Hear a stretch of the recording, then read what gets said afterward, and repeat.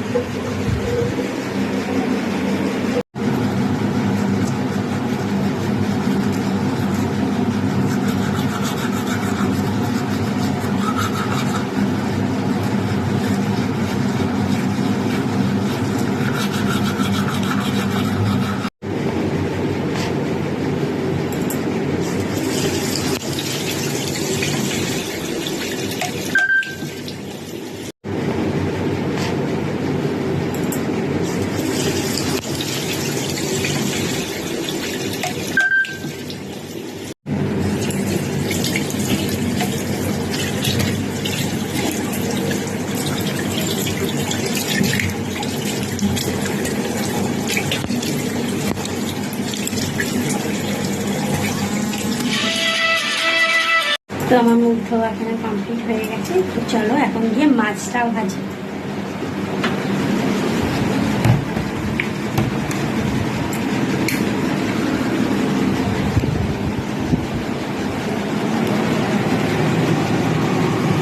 তেল গরম করছি, হচ্ছে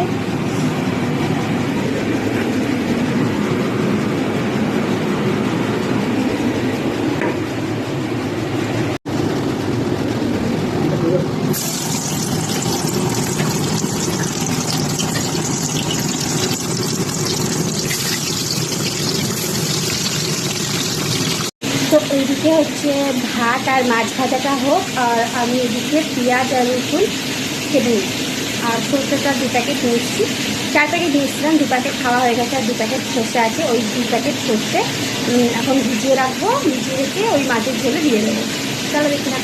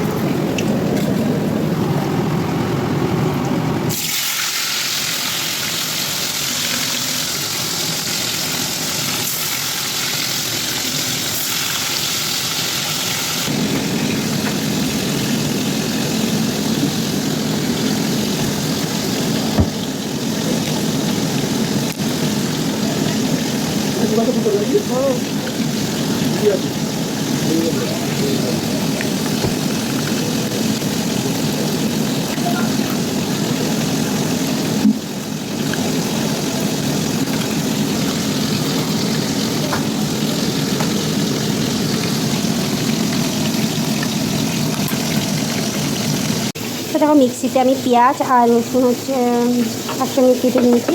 এবার এটা মিক্সিতে বেটে নেব।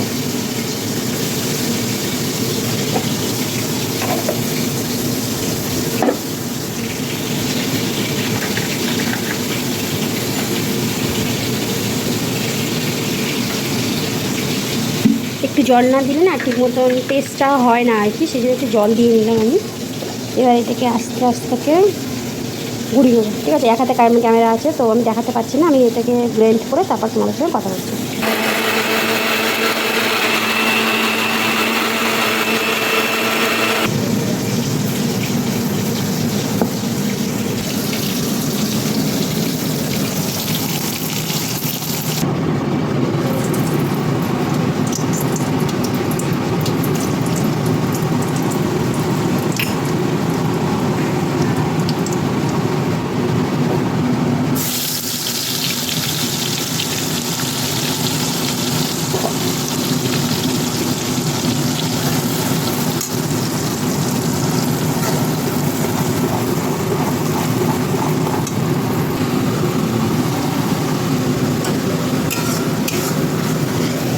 দেখো ভালো করে পেঁয়াজ আর রসুন আর কাঁচা লঙ্কাটাকে কালো জিরে ফোড়ন শুকনো লঙ্কা ফোড়ন দিয়ে বেশ ভালো করে কষে নিচ্ছি।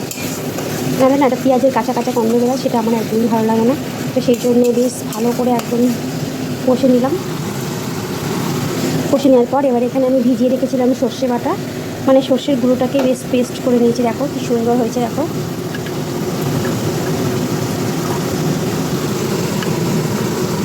এখন এই পেস্টটাই আমি দিয়ে দেবো ঝোলের মধ্যে। দেখো